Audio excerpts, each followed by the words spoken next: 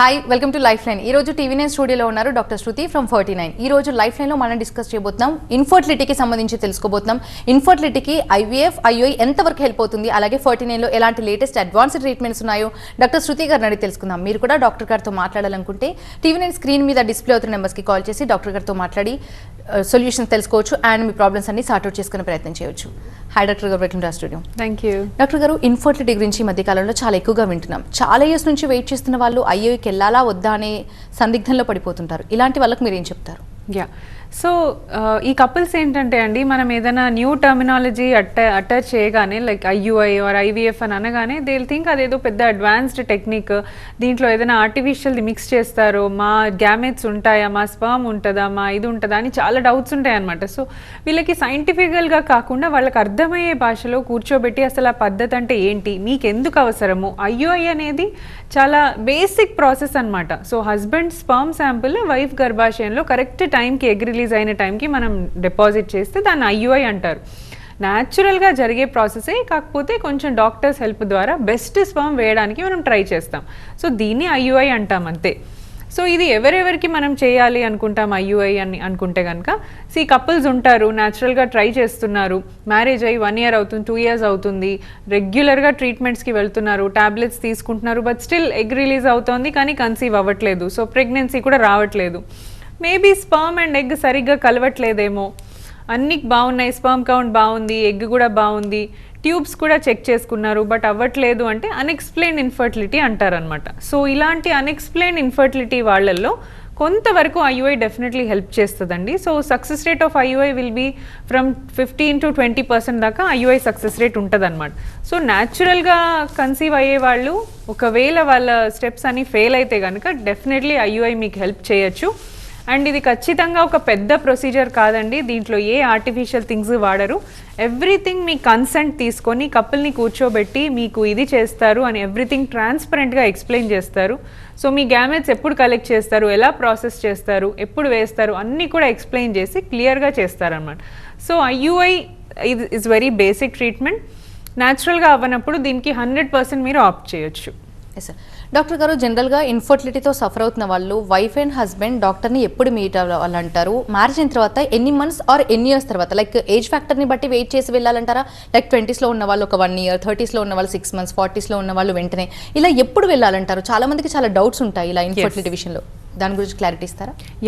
So ఇది అందరికీ కామన్గా ఉండే డౌటే. సో ఏంటంటే మ్యారేజ్ అయ్యింది, 1 month అయింది, 2 months అయింది, అప్పుడే మనం ఒక ఇన్ఫర్టిలిటీ స్పెషలిస్ట్ని కలవాలా? ఇంటి పక్కన వాళ్ళు చెప్తుంటారు నార్మల్ గైనకాలజిస్ట్ దగ్గరికి ఎందుకంటే డైరెక్ట్ ఇన్ఫర్టిలిటీ స్పెషలిస్ట్ దగ్గర వెళ్ళండి.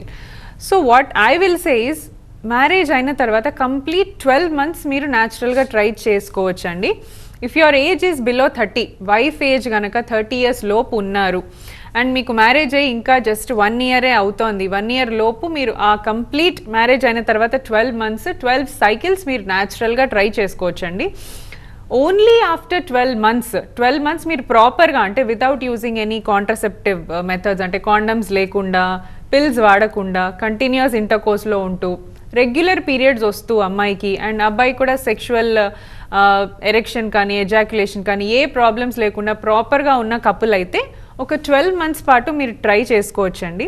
12 months తర్వాత if you don't have any result, so మీరు ఏం వాడట్లేదు, అన్నీ ట్రై చేశారు, రిజల్ట్ లేదు అన్నప్పుడు దెన్ ఈ 1 year వెయిట్ చేసి కంప్లీట్, దాని తర్వాత మీరు ఇన్ఫర్టిలిటీ స్పెషలిస్ట్ని కన్సల్ట్ అవ్వచ్చు.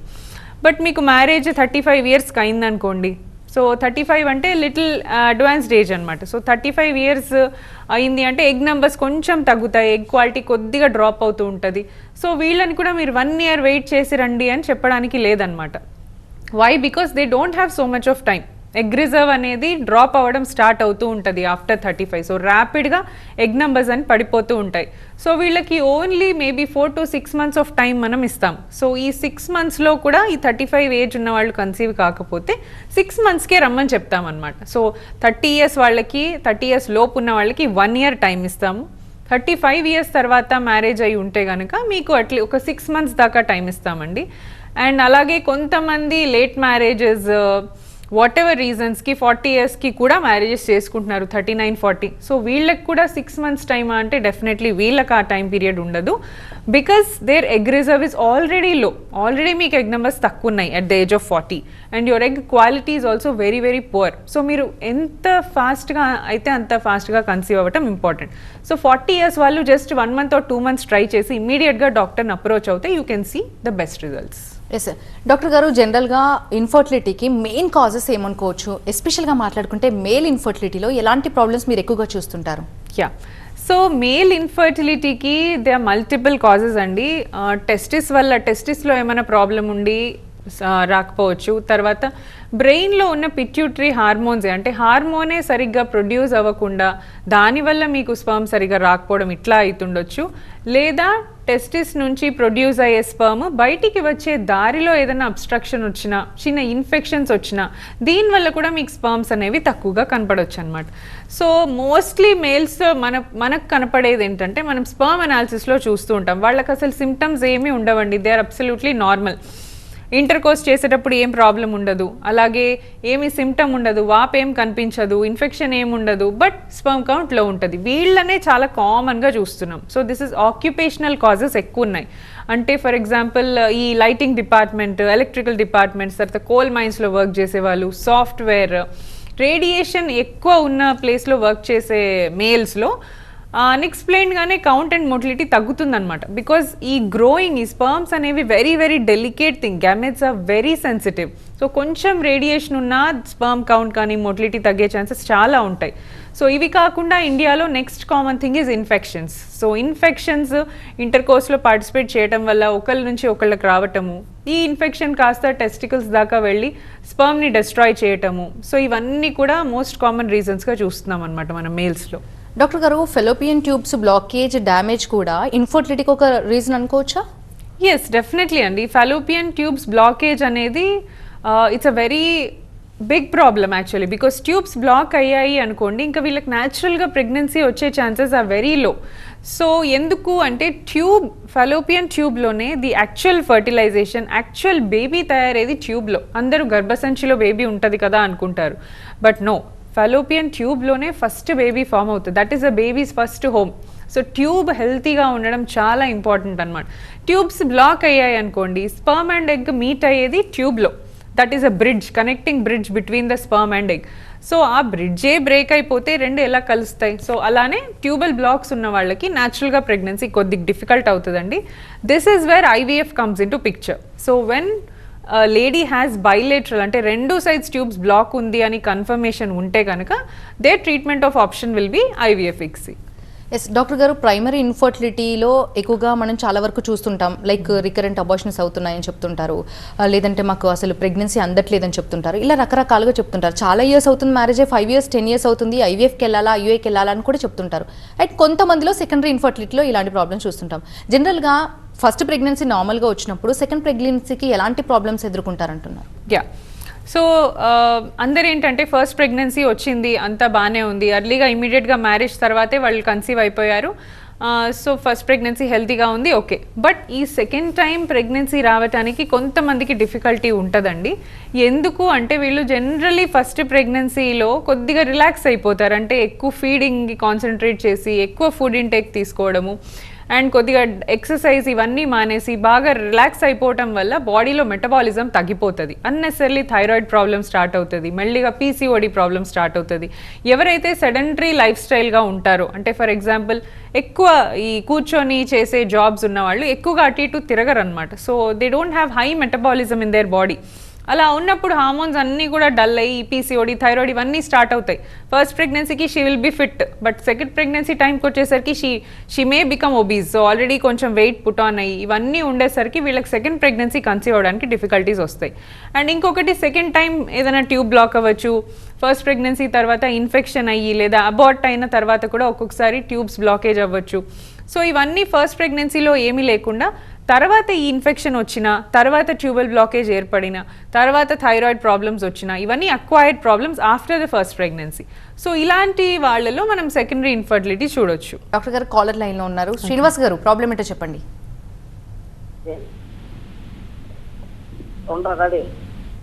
శ్రీనివాస్ గారు ప్రాబ్లం ఏంటో డాక్టర్ గారికి చెప్పండి. చెప్తానమ్మా. చెప్పండి సార్. హలో చెప్పండి అమ్మా. అదే నేను టీవీ చూస్తూ మాట్లాడకుండా టీవీ వాల్యూమ్ మ్యూట్ చేసి మాట్లాడండి దయచేసి. అలాగే మేడం. నాకు మొన్న బాబండి, ఓకే. తర్వాత పిల్లలు కాకుండా ఆపరేషన్ చేయిస్తారండి. ఓకే అండి. అంటే ఇప్పుడు మళ్ళీ ఏమైనా ఛాన్సెస్ ఏమైనా ఉంటాయండి? సో యాక్చువల్లీ ఒక్క బాబు తర్వాత జనరల్లీ చేయించుకోరు కదండి. అంటే మీరు దేనికోసం చేయించుకున్నారు అప్పుడు? అంటే భయపడి చేయించుకున్నానండి. Okay okay. సో ట్యూబెక్టమీ అయిపోయింది. ఎన్ని సంవత్సరాలు అవుతుందండి?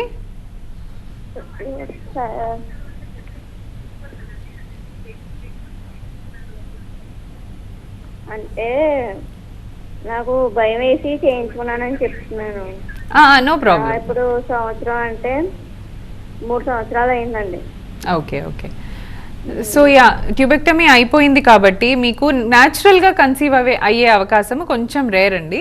అండ్ ట్యూబెక్టమీ ఆపరేషన్లో ఏం చేస్తారు ఈ ఫ్యామిలీ ప్లానింగ్ ఆపరేషన్లో అంటే మీకు న్యాచురల్గా ఫాలోపియన్ ట్యూబ్స్ ఏవైతే ఉంటాయో వాటిని ముడివేసేస్తారనమాట. అంటే ఈ ఎగ్ స్పర్మ్ మళ్ళీ కలవకుండా వాటిని గట్టిగా నాట్ వేసి పెడతారు. So both sides. సో మీకు న్యాచురల్గా ప్రెగ్నెన్సీ అందదు. అందుకని ఇది ఫ్యామిలీ ప్లానింగ్ ఆపరేషన్ అని చెప్తారు. సో ఇప్పుడు ఫ్యామిలీ ప్లానింగ్ ఆపరేషన్ తర్వాత మీరు మళ్ళీ ప్రెగ్నెన్సీ రావాలంటే 2 ఆప్షన్స్ ఉంటాయండి. ఫస్ట్ ఆప్షన్ ఇస్ మీరు ఈ బ్లాకేజ్ని మళ్ళీ రీఓపెన్ చేయించుకోవడం. అంటే ఆ నాట్ విప్పించి ఆ ట్యూబ్ ఏదైతే డ్యామేజ్ అయిందో ఆ పార్ట్ తీసి మళ్ళీ ట్యూబ్ని రీజాయిన్ చేయటం, కొత్త ట్యూబ్ లాగా ఫామ్ చేస్తారు. ఇది ఒక option. This is called tubal recanalisation. The other safest and best option is IVF procedure. అంటే టెస్ట్ ట్యూబ్ బేబీ పద్ధతిని సెలెక్ట్ చేసుకోవడం. ఈ రీకెనలైజేషన్ ప్రొసీజర్లో ఏంటంటే అండి, this procedure is not 100% successful. అంటే గట్టిగా నాట్ వేస్తారు కాబట్టి అది మళ్ళీ రీఓపెన్ చేసి దాన్ని మళ్ళీ రీజాయిన్ చేయటం అంటే కొద్దిగా ముందు ట్యూబ్ ఎంత స్మూత్గా ఎంత క్లీన్గా ఉంటుందో అంత ప్రాపర్గా ఉండకపోవచ్చు. అండ్ మనం ఓపెన్ చేసిన వెంటనే మళ్ళీ 2-3 మంత్స్లో అది మళ్ళీ కుట్లు వేసిన దగ్గర డెషన్స్ ఫామ్ అయ్యి మళ్ళీ బ్లాకేజ్ అయిపోవచ్చు అనమాట. సో ఈ 2 రీజన్స్ వల్ల ఈ రీకెనలైజేషన్ ఆపరేషన్ అంతా సక్సెస్ఫుల్ కాదనమాట. అండ్ రీకెనలైజేషన్ అనేది అనదర్ సర్జరీ. సో మీకు ఆల్రెడీ బాబు సర్జరీ ద్వారా అయ్యి ఉంటే దిస్ రీకెనలైజేషన్ ఇది మళ్ళీ ఇంకో సర్జరీ అవుతుంది. సో బాబు మళ్ళీ దీని తర్వాత ఇంకేదైనా ప్రెగ్నెన్సీ వస్తే అది 3వ సర్జరీ దాకా అవుతుంది. సో ఇవన్నీ రిస్క్స్ ఉంటాయి దీంట్లో. బట్ ఐవీఎఫ్లో ఏం చేస్తాం, మనము డైరెక్ట్ ఎంబ్రియోన్ మనం బయటే తయారు చేస్తాం. అంటే మీ దగ్గర నుంచి ఓన్లీ ఎగ్స్ మాత్రం తీసుకుంటాం, హస్బెండ్ కణాలు తీసుకుంటాము, ఎంబ్రియో ఫామ్ చేసి ఈ ఎంబ్రియోని మనం గర్భాశయంలోకి కింద నుంచి త్రూ ద వెజైనా మనం పెడతామన్నమాట. సో దీనికి ట్యూబ్తో సంబంధం లేదు. ఐవీఎఫ్ ప్రొసీజర్లో ట్యూబ్ తోటి ఎక్కడ కూడా మనకి సంబంధం లేదు, అవసరం కూడా లేదు. సో ట్యూబ్స్ ఎలా ఉన్నా కూడా మనము ఈ ప్రొసీజర్స్ హ్యాపీగా సేఫ్గా చేసుకోవచ్చు. సో ఇది చిన్న ప్రొసీజర్ కాబట్టి, ఇది పెద్ద సర్జరీ కాదు కాబట్టి ఐవీఎఫ్లో success rate even better. So మీకు హెల్త్ కూడా ఏం రిస్క్స్ లేకుండా సేఫ్గా ఈ ప్రొసీజర్ మీరు ఆప్ట్ చేసుకోవచ్చు. సో 2 ఆప్షన్స్ ఉన్నాయి. But if you ask me, I will definitely advise you to go over IVF. Doctor గారు, పీసీఓడి, పీసీఓఎస్ కూడా ఒక కారణం అనుకుంటే ఎలాంటి ట్రీట్మెంట్ అవసరం అని సజెస్ట్ చేస్తారు డాక్టర్ గారు? జనరల్గా ముందు నుంచే ఎలాంటి ట్రీట్మెంట్ తీసుకుంటే ఇన్ఫర్టిలిటీకి ఒక కారణం కాకుండా ఉండే జాగ్రత్తలు పడవచ్చు అంటారు? సో పీసీఓ ఇప్పుడు మా క్లినిక్కి కూడా కపుల్స్ ప్రెగ్నెన్సీ రావట్లేదు అని చెప్పి వచ్చిన కపుల్స్లో 10 మంది కపుల్స్లో చూసుకుంటే 8 మందికి పీసీఓడినే ఉంటుందన్నమాట. So it is that common. ఎవరిని చూసినా మీకు పీసీఓడి ప్రాబ్లం ఉందా? అవును, అందరూ అదే చెప్తున్నారు. సో ఎందుకు ఇది ఇంత కామన్ అవుతుంది? మీరేం జాగ్రత్తలు తీసుకోవచ్చు ఇలా రాకుండా? సో ఈ జాగ్రత్తలు అనేది మీకు మ్యారేజ్ అయిన తర్వాత కాకుండా రైట్ ఫ్రమ్ వేర్ మీరు పెద్ద మనిషి అయినప్పటి నుంచి, అడాలసెంట్ ఏజ్ ఉన్నప్పటి నుంచే పేరెంట్స్ మీ డాటర్స్ పైన కాన్సన్ట్రేట్ చేసి కొద్దిగా ఫిజికల్ యాక్టివిటీ ఎక్కువగా ఉండేటట్టు స్పోర్ట్స్లో జాయిన్ చేయించడము, లేదా ఊరికేనే కూర్చోకుండా అంటే నార్మల్గా చదువుకునేటప్పుడో లేదా చిరుతిండ్లు తినుకుంటూ ఊరికే లావ్ అయిపోతూ ఉంటారనమాట పిల్లలు. అలా కాకుండా మేక్ దెమ్ యాక్టివ్. ఏదో ఒక స్పోర్ట్లో జాయిన్ చేయించండి, డైలీ 1 అవర్ ఒక ఫిజికల్ యాక్టివిటీ పెట్టండి, టార్గెట్స్ పెట్టండి. సో ఎవరైతే లీన్గా ఉంటారో జనరలీ వాళ్ళకి పీసీఓడి రాకపోవచ్చండి. బట్ సెడెంటరీ లైఫ్ స్టైల్ ఉండి ఎక్కువగా యాక్టివ్గా లేని వాళ్ళకి కొంచెం తొందరగా పీసీఓడి రావచ్చు. సో ఇప్పటి నుంచే మీ చైల్డ్కి అవేర్నెస్ క్రియేట్ చేయండి, ఎక్కువగా యాక్టివ్గా ఉండేలాగా చూసుకోండి. అండ్ డైట్, ఏం తింటున్నారో చెక్ చేయండి please parents. I'm urging because ఎందుకు అంటే చాలామంది జంక్ ఫుడ్ వల్లనే ఈ పీసీఓడి ప్రాబ్లం, పొల్యూషన్ వల్ల, వీటన్నిటి వల్ల మనం చూస్తున్నాం అనమాట. సో ఫుడ్ అనేది కంప్లీట్లీ మన చేతిలో ఉన్న విషయం. So please try to avoid junk food. Healthy food వాళ్ళకి దాని ఇంపార్టెన్స్ చెప్పండి. It is difficult, I definitely agree. పిల్లలకి అప్పుడే చెప్పడం డిఫికల్ట్, కానీ ఎలా చెప్పాలో వాళ్ళకి దాని ఇంపార్టెన్స్ ఏంటి, అడ్వాంటేజెస్ ఏంటి మాట్లాడిస్తే, డైట్ అండ్ ఎక్సర్సైజ్ మీరు అడాలసెంట్ ఏజ్ నుంచి కాన్సన్ట్రేట్ చేస్తూ వస్తే చాలా హార్మోనల్ ప్రాబ్లమ్స్ మీరు తగ్గించుకోగలుగుతారు. And infertility is also one of them. So ఇది కూడా మీరు రాకుండా ఇప్పటి నుంచే ప్రివెంట్ చేసుకోవచ్చు. డాక్టర్ గారు, ప్రెగ్నెన్సీకి ప్లాన్ చేసే ముందు నుంచి ప్రెగ్నెన్సీ కన్ఫర్మ్ అయిన తర్వాత అసలు ఎలాంటి డైట్ ఫాలో అవ్వాలంటారు, ఎలాంటి లైఫ్ స్టైల్ లీడ్ చేయాలంటారు? కొంతమంది చెప్తుంటారు తెలియక ఇది తిన్నాము ఇలా అయిపోయింది, తెలియక అది తిన్నాము ఇలా అయిపోయింది, ఇవి తెలియదు అని చెప్తుంటారు. నిజానికి ఫుడ్ పరంగా ఎలాంటి ఫుడ్ తీసుకొని ఎలా స్ట్రాంగ్గా అవ్వాలంటారు, ఫిజికల్గా మెంటల్గా ఎలా ప్రిపేర్ అవ్వాలంటారు ప్రెగ్నెన్సీ ప్లాన్ చేసుకునే ముందు? Yeah, so that's a good question. So diet ఇదే తినాలి ఇదే తినకూడదు అట్లా స్పెసిఫిక్గా ఏం లేదండి. బట్ మీరు ఎంత తింటున్నారు, ఒక పద్ధతిలో తినండి. మీరు ఏదైనా తినచ్చు, బట్ కొంచెం ఏంటంటే ఇప్పుడు సిటీస్లో, మెట్రో సిటీస్లో జనరలీ ఫ్రోజన్ ఫుడ్ తీసుకోవడం, ప్రిజర్వేటివ్స్ ఉన్న ఫుడ్, ప్యాక్డ్ ఫుడ్, పిక్కిల్డ్ ఫుడ్స్, ఇవన్నీ ఇంట్లో డైలీ వంటలు చేసుకోలేక బయట ఫుడ్ తినడము, ఈ ప్యాక్డ్ ఫుడ్ తినడం చాలా అలవాటు అయిపోయింది. సో ఇలా కాకుండా మీరు ఏది తిన్నా సరే home food, freshly cooked food తీసుకోవడానికి ట్రై చేయండి. చాలా వరకు మీరు అవాయిడ్ చేయగలుగుతారనమాట. సో అవుట్ సైడ్ ఫుడ్లో we don't know, they put lot of ఈ సాసెస్ వేస్తారు. అండ్ ఇవన్నిట్లో కూడా ప్రిజర్వేటివ్స్ ఉండటము, అండ్ వీటన్నిటిలో కూడా సమ్ ఫార్మ్ ఆఫ్ కెమికల్స్, ఇవన్నీ కార్సినోజెనిక్, అంటే తర్వాత వేరే ప్రాబ్లమ్స్ క్రియేట్ చేసే సబ్స్టెన్సెస్ ఉంటున్నాయి అన్నమాట. సో ఆర్గానిక్ ఫుడ్ తీసుకోవడం, ఫ్రెష్లీ కుక్డ్ ఫుడ్, అప్పుడు కుక్ చేసింది ఆ రోజే తింటాం, మళ్ళీ స్టోర్ చేసుకొని అలా కాకుండా. సో ఆర్గానిక్ మిల్లెట్స్ రీప్లేస్ చేసుకోవడం, ఈ వైట్ రైస్ కాకుండా దాని ప్లేస్లో మిల్లెట్స్ యాడ్ చేసుకోవడం, ఇలాంటివి ట్రై చేయండి. అండ్ ఇంకోటి, మీ రెగ్యులర్ డైట్లో ఫ్రెష్ ఫ్రూట్స్ అండ్ వెజిటబుల్స్ ఇవి ఇంక్లూడ్ చేసుకోవడం చాలా ఇంపార్టెంట్. చాలామందికి ఫ్రూట్స్ అనగానే నో, అండ్ వెజిటబుల్స్ తినమంటే నో. సో అలా కాకుండా ఒక సర్వింగ్, ఒక bowl of fruit, different fruit try చేయండి డైలీ. ఒకటే కాకుండా, అంటే ఒకటే వైటమిన్ వస్తుంది మనకు. అన్ని ఫ్రూట్స్ ట్రై చేసామనుకోండి, అన్ని మల్టీ విటమిన్స్ మనకు అవైలబుల్గా అవుతాయి అన్నమాట.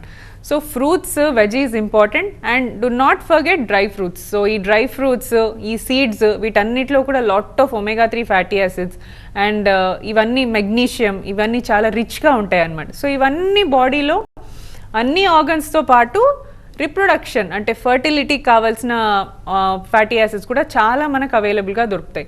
So home food, freshly prepared food, ఒక serving of fruits and vegetables, దాంతోపాటు డ్రై ఫ్రూట్స్, ఇది తిని ఒక అర్ధ గంట వాకింగ్ చేయండి చాలు. ఇంతకంటే స్ట్రిక్ట్ డైట్ అట్లా ఏం ఫాలో చేయాల్సిన అవసరం లేదు. కీటో, ఇంటర్మిటెంట్, ఇవన్నీ అవసరం లేదండి. These are just temporary solutions. But మీరు ఒక పద్ధతిలో ముందే తినడం అలవాటు చేసుకున్నారు అంటే this will take you a very long way. Doctor గారు, కొంతమందిలో వింటుంటాం రికరెంట్ అబార్షన్స్ అయ్యాయి, మళ్ళీ ప్లాన్ చేస్తే అవ్వట్లేదని. ఇలా రికరెంట్ అబార్షన్స్ అయిన వాళ్ళు IVF, IUIకి వెళ్ళొచ్చా? యా, అంటే రికరెంట్ అబార్షన్స్కి ఫస్ట్ కాజ్ ఫైండ్ అవుట్ చేయాలండి. ఎందుకంటే ఈ కపుల్ మళ్ళీ IVF ద్వారా కన్సీవ్ అయినా మళ్ళీ ఆ బేబీ కూడా అబార్ట్ అవ్వచ్చు. సో ఎందుకు అబార్షన్ అవుతుంది? Is it due to genetic problem, అంటే పిండంలో ఏమైనా జెనెటిక్ ప్రాబ్లం వల్ల అలా అవుతుందా, లేదా మదర్కు ఉందా, ఫాదర్కు ఉందా ప్రాబ్లం కనుక్కోవాలి. లేదా గర్భసంచిలో ఏదన్నా అడ్డంగా ఉందా, అది బేబీని గ్రో కానివ్వకుండా బేబీని అబార్ట్ చేయడానికి చూస్తుందా, ఇవన్నీ ప్రాపర్గా ఎవాల్యుయేట్ చేసుకోవాలండి. సో కొన్ని బ్లడ్ టెస్ట్ ద్వారా, తర్వాత గర్భసంచికి ఒక 3D స్కాన్, MRI, ఇవన్నీ చేస్తే మనకి reason we can simply find out.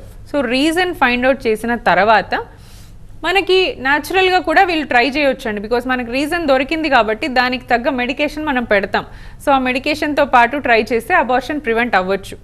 కానీ IVF, కొంతమందికి IVF కూడా హెల్ప్ఫుల్ అవుతుంది. వై అంటే IVFలో మనం ఒక ప్రాపర్ ఎగ్ని సెలెక్ట్ చేస్తాం, బెస్ట్ స్పర్మ్ని సెలెక్ట్ చేస్తాం. అలానే ఫామ్ అయిన ఎంబ్రియోస్లో కూడా మనం హయ్యర్ క్వాలిటీ ఎంబ్రియో, అంటే ఒక బ్లాస్టోసిస్ట్ ఎంబ్రియో, వీటన్నిటిని ముందే మనం సెలెక్షన్ ప్రాసెస్లోనే బెస్ట్ అన్నీ తీస్తున్నాం కాబట్టి ఈ బేబీ అబార్ట్ అయ్యే ఛాన్సెస్ ఆర్ వెరీ లో అన్నమాట.